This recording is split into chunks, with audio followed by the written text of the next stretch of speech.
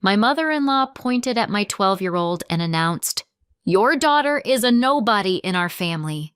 Then she said, "So take her and get out." I just smiled and replied this. Her face drained of color when she realized that the house was... People think you can feel when you're about to become the villain in someone else's story. Like you'll get a warning, a dramatic soundtrack, a sign from the universe. Nope. For me, it started with groceries. Not the fun kind. The kind where you're standing in a Brooklyn supermarket late at night, comparing prices on oatmeal because someone upstairs thinks generic is a moral failing. That was my life. My name is Claire Callahan. I'm an art conservator, meaning I make damaged, priceless things look like time never happened to them. In other words, I fix messes for a living. I just didn't expect to marry into one. We lived in a brownstone in Brooklyn Heights, one of those tall, narrow houses people photograph and call charming, while ignoring the fact that it's basically a money pit with nice windows. Judith, my mother-in-law, called it the Callahan home, like it came with a family crest. In reality, it came with a mortgage, property taxes, insurance, utilities, repairs, and a steady stream of emergencies, Judith announced like she was reading breaking news. My husband Andrew was a junior architect at a small firm. Good guy in public, polite, quiet, in private. He had a talent for turning into furniture whenever his mother entered a room. His dad, Harold, had suffered a stroke about a year and a half before everything really detonated. He used a wheelchair, needed daily meds, therapy exercises, and constant routines. Judith treated his care like an insult she'd personally been handed. So the routines became mine. And quietly, so did most of the bills. It wasn't that Andrew didn't contribute. He did. But the heavy, ugly parts, the parts that kept the house running, those were mine. The auto pays, the insurance calls, the pharmacy refills, the co-pays. Judith didn't call it help. She called it your responsibility. Because Andrew was her son, Harold was her husband, the brownstone was her home. And I was the woman Andrew had brought into the family, which, in Judith's mind, meant I owed them interest. The only person in that house who consistently treated me like a human being was my daughter Paige. Paige was 12. Funny, observant. The kind of kid who could tell you what mood someone was in just by the way they shut a cabinet. She wasn't Andrew's biological child. That detail mattered to exactly one person on Earth. Judith. Judith didn't say it outright at first. She didn't have to. It was in the way she introduced Paige to strangers. "This is Claire's daughter," she'd say, as if Paige belonged to the lost and found. Not my granddaughter. Not even our family. Just Claire's. Like Paige came with me the way a carry-on comes with a flight. And Judith didn't like carry-ons. In that house, love was measured in bloodlines and obedience. Paige had neither. She still tried. She'd hold doors, pick up her own plate, help Harold with a blanket if it slipped. Normal kid things. Judith would stare at her like Paige was attempting fraud. Then she'd look at me and say, "She's very comfortable here," which was Judith speak for, "Your kid is taking up space." Andrew would give me that look, the one that said, "Please just ignore it. Don't start." So I ignored it, because I wasn't trying to start anything. I was trying to keep my daughter safe and my credit score alive. I told myself it was temporary. I told myself Andrew would grow a spine. I told myself Judith would soften with time. That was adorable of me. And then Samantha came home. Samantha arrived on a rainy Thursday in late spring, like a storm system with luggage. She was Andrew's younger sister. 30, divorced, dressed like she was walking into a photo shoot, not moving back in with her parents. She showed up with 3 oversized suitcases, each one with shiny gold hardware like it had its own ego. Judith rushed to her like she'd been waiting at a train station for a soldier returning from war. "My baby," she sobbed, squeezing Samantha's face. "My poor baby." Samantha sniffled dramatically. "They were monsters," she said, collapsing onto the entryway bench. "His mother made me do dishes. Every day." Judith gasped like Samantha had just described torture. "They don't deserve you," Judith hissed.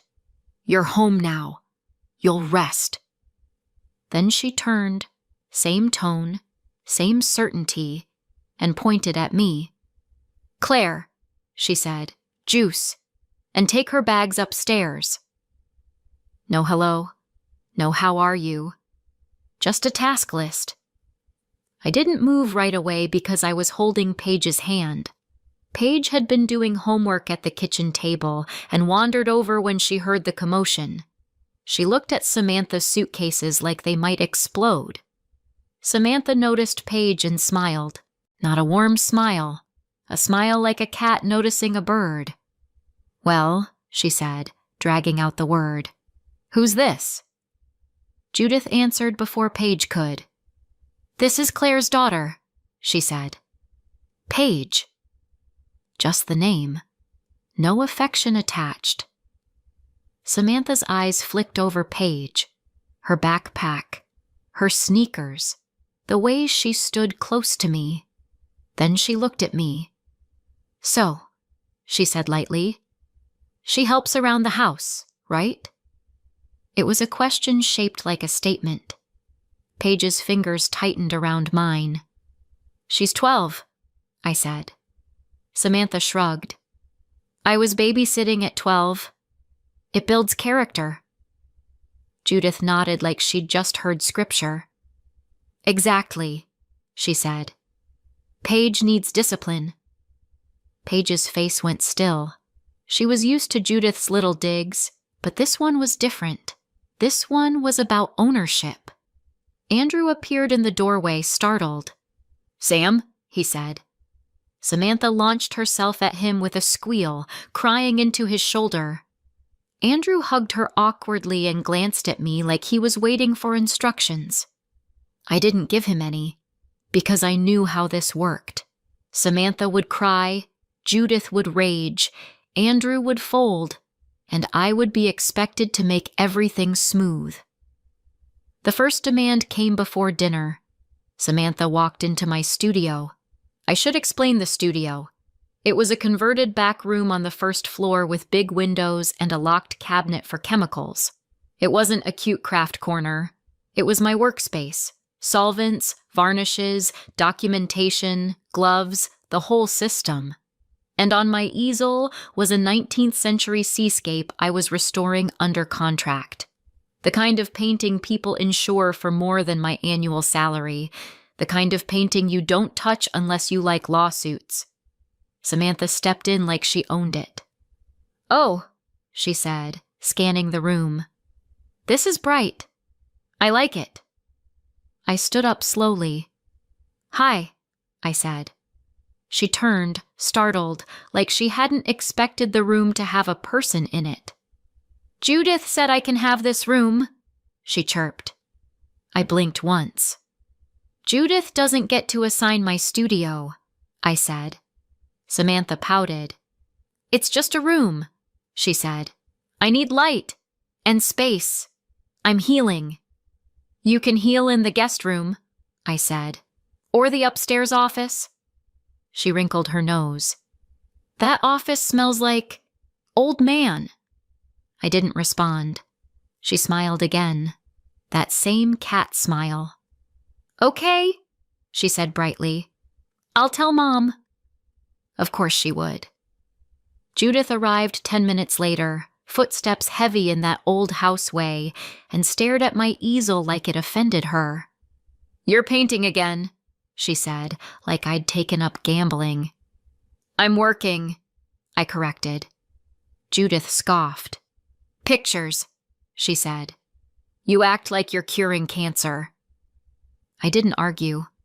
I just said, "Samantha can't have this room." Judith's face tightened. "She needs it," she snapped. "She's my daughter."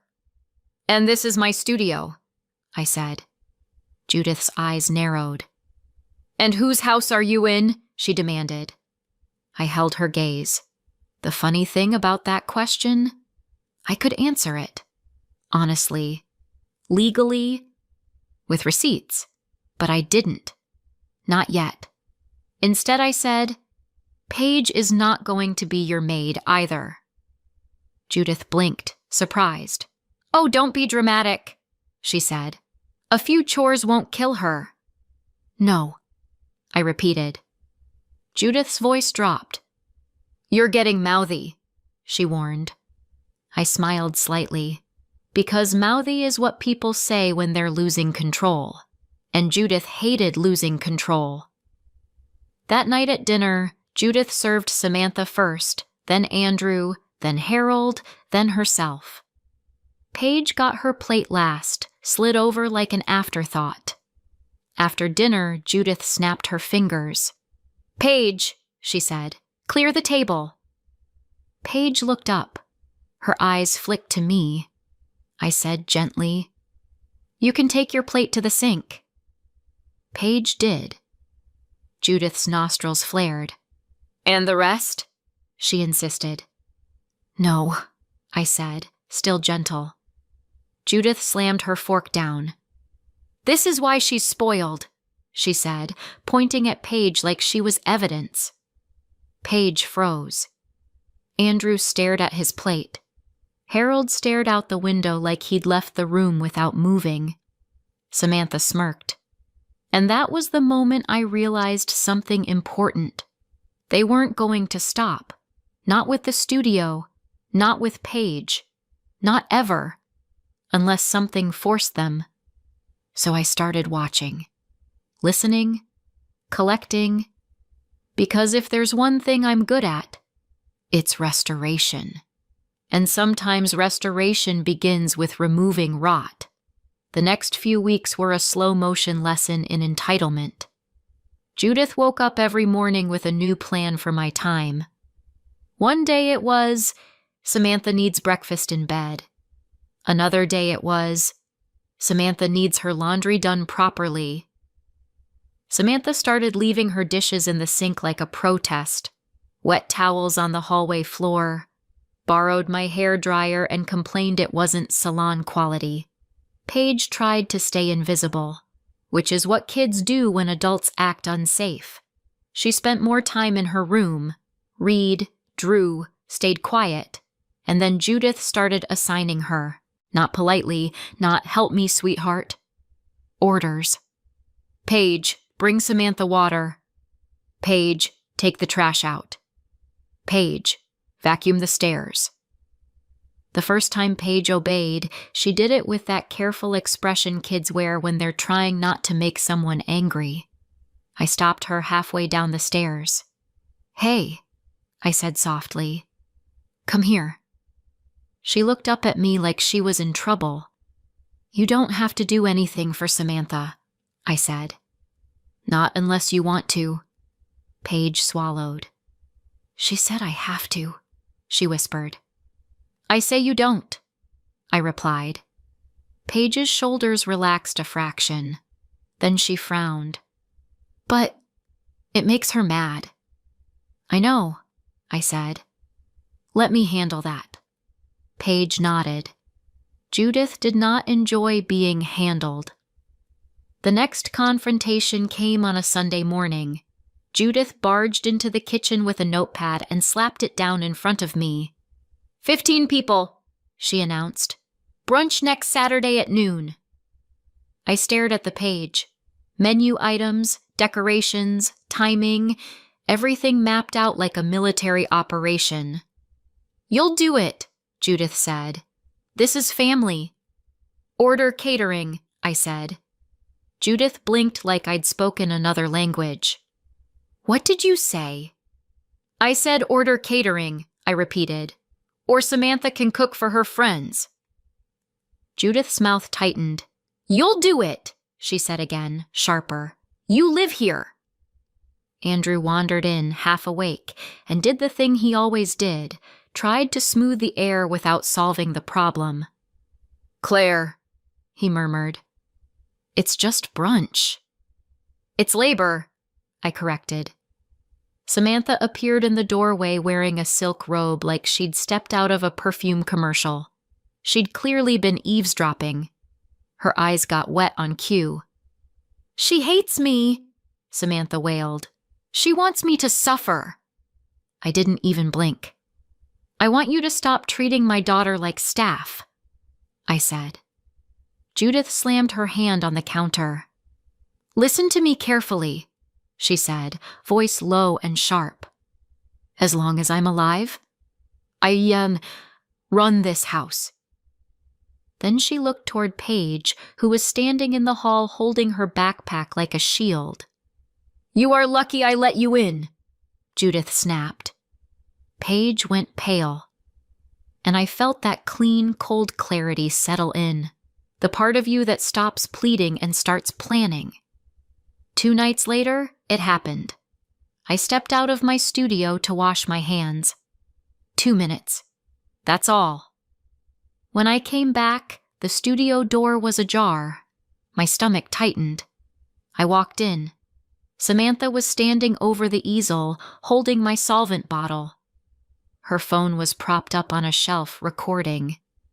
"Guys," she was saying to the camera, "I'm literally watching her restore this antique painting." I froze. "Samantha," I said flat, "put that down." She jumped.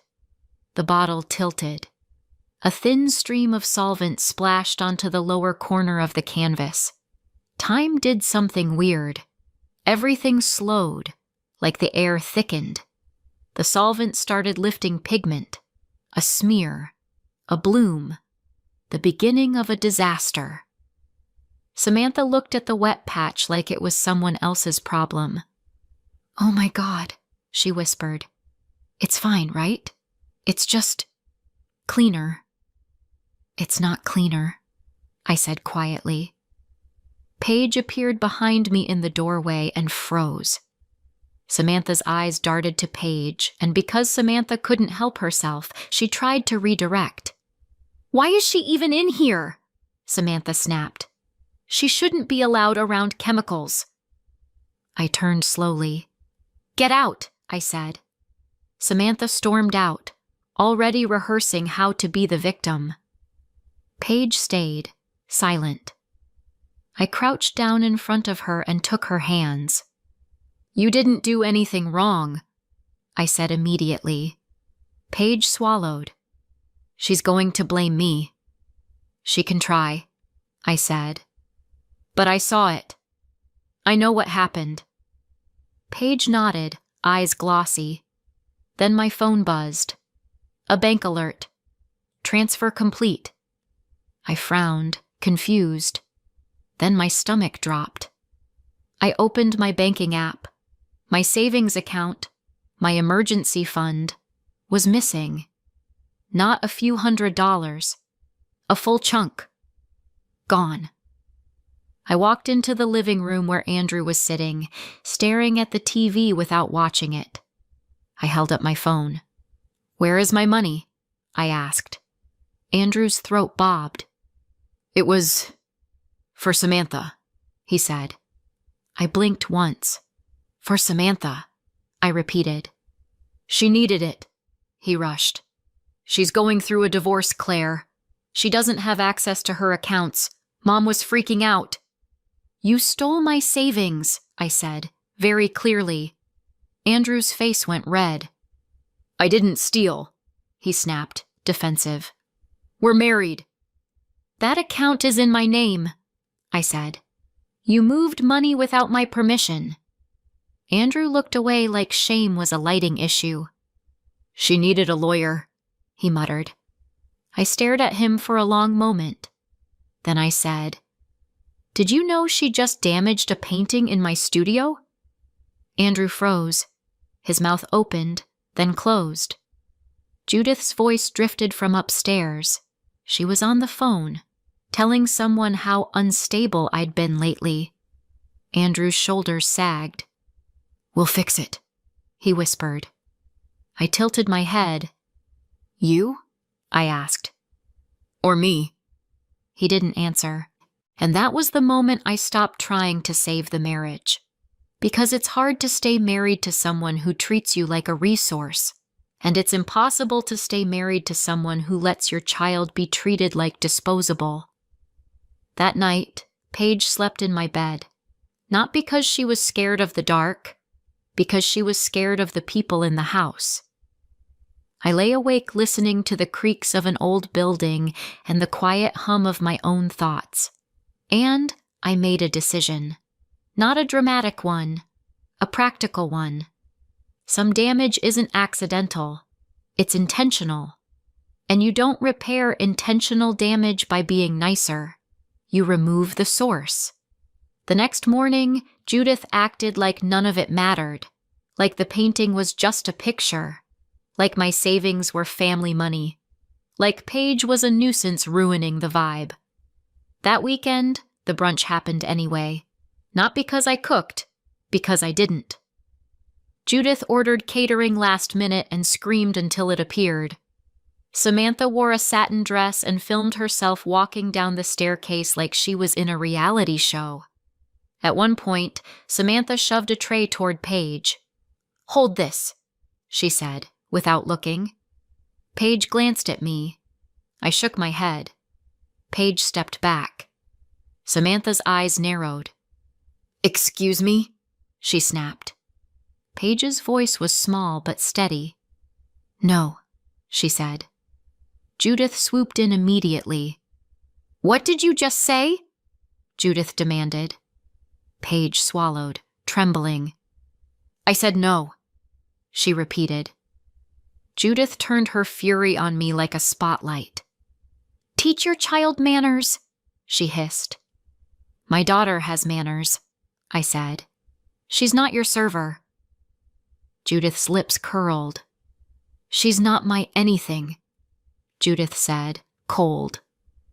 The room felt too quiet for a second. Then Judith pointed.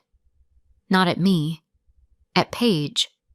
Like Paige was a stain on the carpet. "Your daughter is a nobody in our family," Judith said, loud enough that someone near the doorway stopped moving. Then she added, like she was issuing a verdict, "So take her and get out." Paige's face crumpled, not into tears, into shock. Andrew inhaled sharply. "Mom," he started. Judith cut him off with a glare. Samantha smirked. And I smiled. Not a sweet smile. Not a fake, keep the peace smile. A calm one. "I'm flying to LA, I said pleasantly. Judith blinked. "What?" "I said Los Angeles," I repeated. "Good luck." Then I turned to Paige.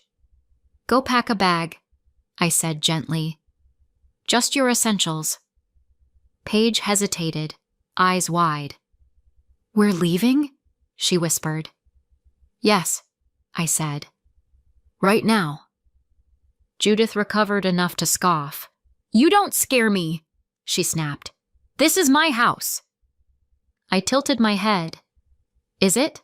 I asked. Judith stiffened. "What did you say?" I didn't answer immediately. I walked to the entryway table where mail was stacked in Judith's usual chaotic pile, and I picked up a folder, the one I kept there deliberately, because Judith never touched my paperwork. She hated paperwork. She hated anything she couldn't bully into submission. I pulled out copies, deed, mortgage statements, and held them up. My name, right there, right beside Andrew's and Judith's. Judith's face changed. Not anger, recognition, fear. Andrew went pale. Samantha's phone lowered. "You're bluffing," Judith whispered. I shook my head. I've been paying the mortgage, I said calmly. From my account. For years. Judith's mouth opened. Closed. No, she said sharply. You wouldn't. I smiled. I already did, I said. I held up my phone. Auto pay. Canceled. I'd done it that morning. Quietly. After booking 2 one-way tickets. Brooklyn to LA. Judith's face drained of color. Andrew stared at me like the floor had vanished. You're going to ruin us, Judith whispered. I shrugged. I'm not ruining anything, I said.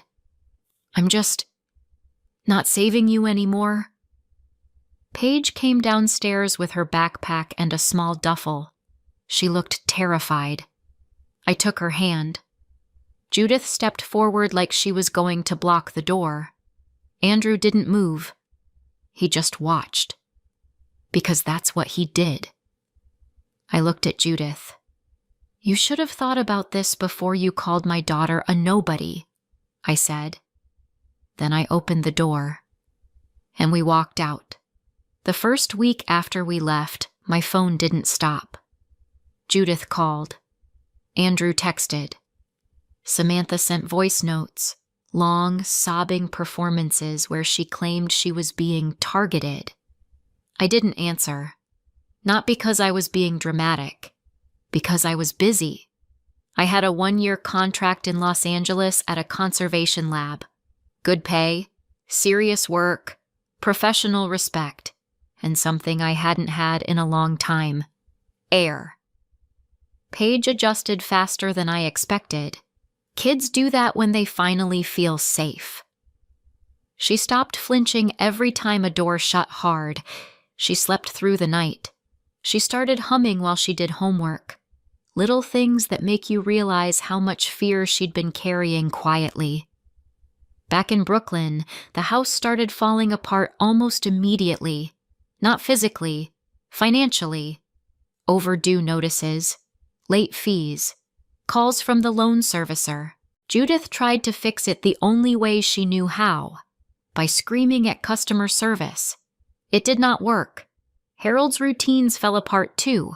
Med refills slipped. Appointments got missed. Something went wrong. He ended up in the hospital again. Andrew called me from a waiting room, voice raw. Dad's in trouble, he whispered. I closed my eyes. Not because I didn't care. Because I did. Is he stable? I asked. Andrew swallowed. They don't know yet, he said. Mom says she didn't know what to give him. I was quiet for a second. Then I said, I did know. Andrew's breath hitched. Claire, please, he whispered. We need you. I stared out the window of my temporary apartment in LA, watching palm trees sway like they had no idea what Brooklyn stress felt like. I'm not your emergency plan anymore, I said softly. Then I hung up. Samantha's situation didn't improve either, because Samantha's divorce crisis wasn't just emotional, it was financial. Credit cards, loans, people who wanted their money back. Collectors started calling the house. Samantha started spiraling. The brownstone turned into a pressure cooker, Judith blaming Andrew, Samantha blaming everyone, Andrew drowning in it all. Months passed. I didn't go back. Not for Judith's guilt trips. Not for Andrew's apologies that didn't come with action. I focused on work, on Paige, on rebuilding a life that didn't revolve around managing other people's chaos. Then, one afternoon, my attorney called. Matthew Collins. A calm voice with sharp paperwork. They've been served with a pre-foreclosure default notice, he said. Foreclosure is moving forward. I leaned back in my chair. Paige was at the counter doing homework, chewing a pencil like she could intimidate fractions. Okay, I said. Matthew paused. "You're not surprised," he observed. "No," I said. "I'm prepared." "They reached out," he added. "They want you to come fix it." I smiled. "Of course they do," I said. A week later, I flew back to New York, not alone, with Paige and with Matthew. We walked into that brownstone like we belonged there, because legally, I did. Judith opened the door and froze. She looked older, not in a dignified way, in a hollow, stressed way. Andrew stood behind her, pale and exhausted. Harold sat in his wheelchair near the staircase, staring at nothing. Samantha was on the couch scrolling her phone like denial had Wi-Fi. The air smelled like stale takeout and panic. Judith forced her voice into something sharp. "Well," she sneered, "you came back." I didn't sit. I nodded toward Matthew. "This is my attorney," I said. Judith's eyes widened. Samantha scoffed. "Oh my God, are you being dramatic?" Matthew opened his folder. "I'm here to discuss options," he said evenly. "You have very few." Judith snapped. "This is our home." Matthew didn't blink. "It's a property secured by a loan," he said, "and the loan is in default. Foreclosure is pending."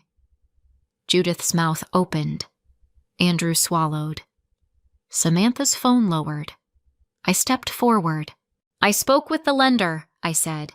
"They'll allow reinstatement and a refinance." Judith's eyes lit up with desperate hope. "See?" she snapped at Andrew. "She'll fix it." I held up a hand. "Not for free," I said. Judith's hope froze. "I will only take over the loan and pay the arrears if the property is transferred entirely into my name," I said. "Quitclaim deed. Signed." Judith's face went white. Andrew took a shaky step forward. "Claire," he pleaded. "Come on. It's my family's house." I looked at him, and for the first time in years, I didn't soften my voice for his comfort. "Your family treated my daughter like trash," I said. "And you watched." Andrew's eyes filled. "Please," he whispered. Samantha snorted. "This is extortion," she muttered. Matthew looked at her. "It's leverage," he corrected. "And it's legal." Judith's hands trembled. "You're taking everything from us," she whispered. I tilted my head. "No," I said. "I'm taking back what I paid for." Judith's voice cracked. "What about us?" she cried. I looked at Paige. Paige stood beside me, quiet but steady. I turned back to Judith. "What about her?" I asked. Judith flinched. She couldn't say it now. Not with me standing there. Not with a lawyer in the room. Not with the truth sitting on the table. I nodded once. "Sign," I said. "Or don't. But if you don't..." I walk out, and the lender takes the house. It took 15 minutes. 15 minutes of Judith shaking, Andrew pleading, Samantha sighing like she was the victim of stationery. Then they signed. Matthew collected the papers. "Good," he said. "We'll proceed." Judith looked at me, wet-eyed. "You're evil," she whispered. I nodded once. "If protecting my child makes me evil," I said calmly, "then yes." Then I turned to Andrew. "I'm filing for divorce," I said. Andrew's face collapsed. I didn't argue. I didn't scream. I didn't beg him to understand, because if someone lets a 12-year-old get called a nobody, they're not confused. They're committed. I took Paige's hand. We walked out. And this time, I didn't look back. A year later, Paige and I were still in Los Angeles, We weren't glamorous. We weren't performing for anyone. We were peaceful. Paige joined an art club, made friends, laughed loudly again. She stopped apologizing for existing. As for the brownstone, it was in my name. I renovated it slowly, carefully, the way I restore paintings, remove what's rotten, stabilize what's worth saving, protect what's vulnerable.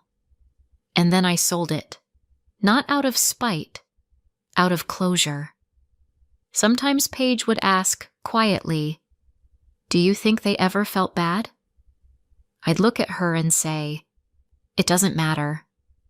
Because guilt doesn't undo damage. But choice? Choice does. They made theirs. And I made mine. I chose my daughter. Finally. So tell me, did I go too far or not far enough? Let me know in the comments. And if you're new here, subscribe for more.